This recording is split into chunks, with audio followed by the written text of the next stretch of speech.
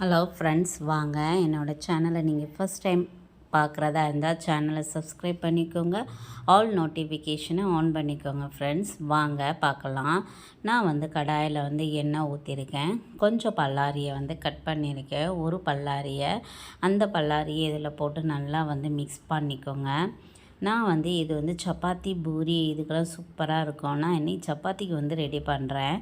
உங்கள்கிட்ட வெள்ளரிக்காய் இருந்துச்சு அப்படின்னா வெள்ளரிக்காய் வச்சு ட்ரை பண்ணுங்கள். செமையாக இருக்கும். அந்த கிரேவி கொஞ்சம் டிஃப்ரெண்ட்டாகவும் இருக்கும்.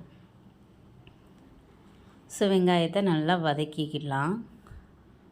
இதுக்கு நான் 2 சின்ன தக்காளி பழம் எடுத்துருக்கேன். அதையும் கட் பண்ணி இதோடு சேர்த்து நல்லா மிக்ஸ் பண்ணிக்கோங்க. ஸோ அதுவும் நல்லா வதங்கணும். இது வதங்கின பிறகு கொஞ்சம் பச்சை மிளகாய் இருந்துச்சு, அதாவது கருவேப்பிலை ஆட் பண்ணிக்கோங்க. கருவேப்பிலை இருந்தால் கருவேப்பிலை போட்டுக்கோங்க. இதுக்கு நான் 2 பச்சை மிளகா கட் பண்ணி இதில் சேர்த்துருக்கேன். அதையும் சேர்த்து இதோடு சேர்த்து நல்லா கிளறி விட்டுருங்க. வெள்ளரிக்காய் கிரேவி பண்ணுறதுனால ஹெல்த்தியான ஃபுட்டும் கூட வெள்ளரிக்காய் நம்மளுக்கு. ஸோ சாப்பிடும்போது செமையாக இருக்கும். சப்பாத்தி இதுக்கெல்லாம் எப்போ பார்த்தாலும் மஷ்ரூம் கிரேவி இப்படியெல்லாம் பண்ணுறதுக்கு இப்படி ஒரு டிஃப்ரெண்ட்டாக நம்ம வெள்ளரிக்காய் கிரேவி பண்ணலாம். பண்ணி சாப்பிட்டிங்கன்னா செமையாக இருக்கும். ஸோ இது நல்லா வதங்கிருச்சு. நான் பச்சை மிளகா இதில் சேர்த்துக்கிறேன். ஸோ அந்த பச்சை மிளகாவையும் நல்லா வதக்கிக்கோங்க. இதில் பாதி அளவு எடுத்து நல்லா அரைச்சி பேஸ்ட்டாக வச்சு இதோடு மிக்ஸ் பண்ணிக்கோங்க. ஃப்ரெண்ட்ஸ் கூட பெருஞ்சீரகமும் போட்டு அரைச்சிக்கோங்க. அரைச்சிட்டு அதையும் இதோடு சேர்த்து நல்லா மிக்ஸ் பண்ணிக்கோங்க. மிக்ஸ் பண்ணி நல்லா கிளறி விட்டுருங்க. ஃப்ரெண்ட்ஸ் அது நல்லா போகணும். நான் வெள்ளரிக்காய் கட் பண்ணி போட்டிருக்கேன்.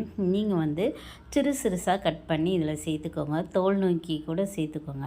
ஆக்சுவலாக எனக்கு கொஞ்சம் பெருசாக அது சாப்பிடும்போது அந்த கருக்குன்னு இருக்கிறது எனக்கு பிடிக்கும். அதனால் கொஞ்சம் பெருசாக போட்டிருக்கேன். நீங்கள் சிறுசாக போட்டுக்கோங்க. தோலை எடுத்துகிட்டு போட்டுக்கோங்க. எடுத்து போட்டிங்க அப்படின்னா சூப்பராக செமையாக இருக்கும்.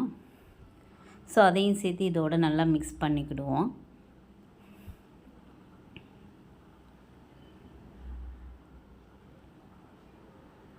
அந்த நம்ம அரைச்சி எடுத்துகிட்டு வந்த பேஸ்ட் இது எல்லாமே அந்த வெள்ளரிக்காயோட நல்லா மிக்ஸ் ஆகணும்.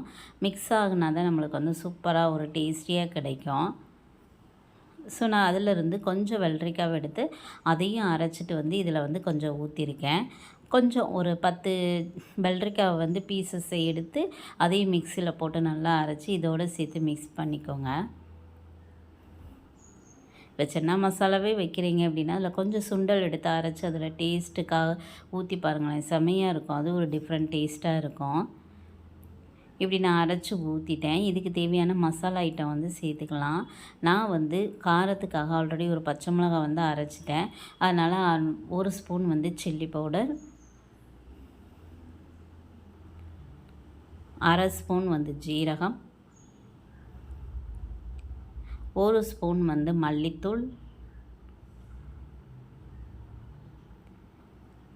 Pepper 1/4 spoon.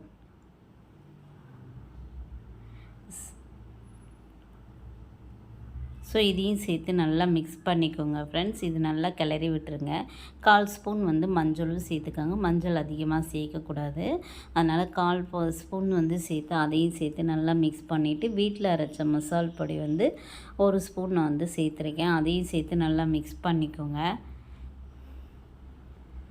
மிக்ஸ் பண்ணிவிட்டு தேவையான அளவுக்கு தண்ணி ஊற்றிட்டு க்ளோஸ் பண்ணி வச்சுருங்க. அது நல்லா அதிலே வேகட்டும். தேவையான அளவு சால்ட்டும் போட்டுக்கோங்க.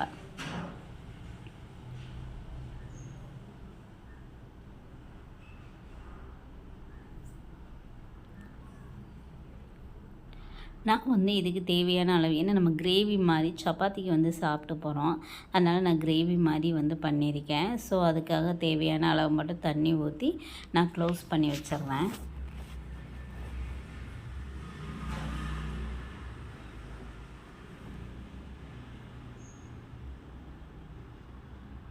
லாஸ்ட்டு ஃபைனலாக 2 ஸ்பூன் தயிர் ஆட் பண்ணிவிட்டு இறக்கிடுங்க. ஃப்ரெண்ட்ஸ் செமையான டேஸ்டியான ஒரு வெள்ளரிக்காய் கிரேவி ரெடி ஆயிடுச்சு. ஃப்ரெண்ட்ஸ் ட்ரை பண்ணி பாருங்கள், கண்டிப்பாக உங்களுக்கு பிடிக்கும். நம்ம ஒரு டிஃப்ரெண்ட்டாக சப்பாத்தி பூரிக்கு இப்படி வச்சு சாப்பிடும்போது செமையாக இருக்கும்.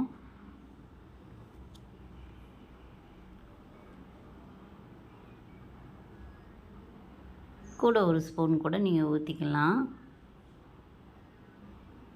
ஊற்றிட்டு அதையும் நல்லா மிக்ஸ் பண்ணிவிட்டு